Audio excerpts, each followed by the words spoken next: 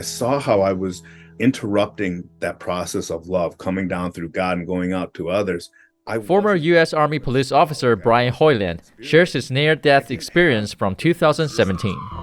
After a heart attack, he was brought to the hospital where he developed a deadly irregular heartbeat. Strapped to the bed, surrounded by doctors and nurses, Brian fixed his gaze on a crucifix across the room.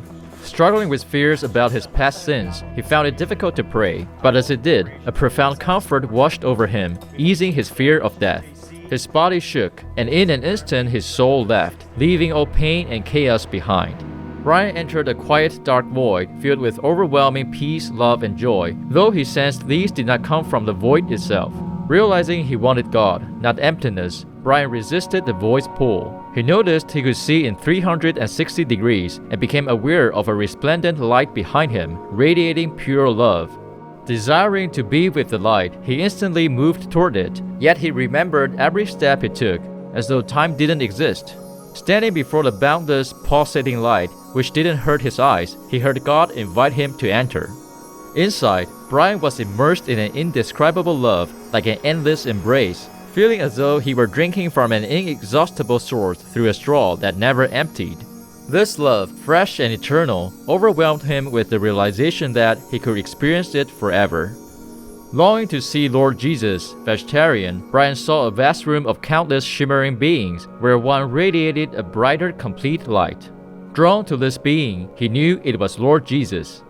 When he asked to see his face, Brian saw it forming like an animation, smiling with love as they reviewed his life. Sins that Brian had justified, especially those harming others, grieved Lord Jesus the most, while forgiven sins mattered less.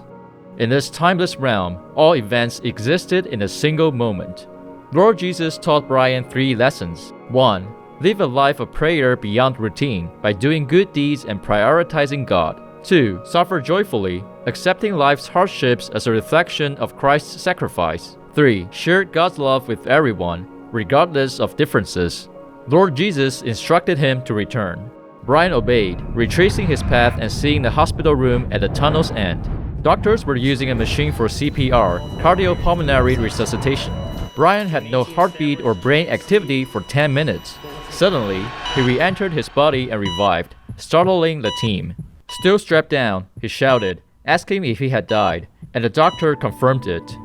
Afterward, Brian, a psychotherapist, transformed his life. No longer driven by ambition, he now works with the homeless, sharing God's love with those who have nothing to offer him, finding purpose in reflecting the divine love he experienced. Gratitude inspiring quote of the day. You cannot have the results according to your desires or expectations. So always do your best and leave the results to the master overhead. And whatever the results are, take them with good cheer. They are always beneficial to the initiated, because the master power working overhead knows what is best for his ailing child. The venerated enlightened master Kirpal Singh Ji, vegetarian. For more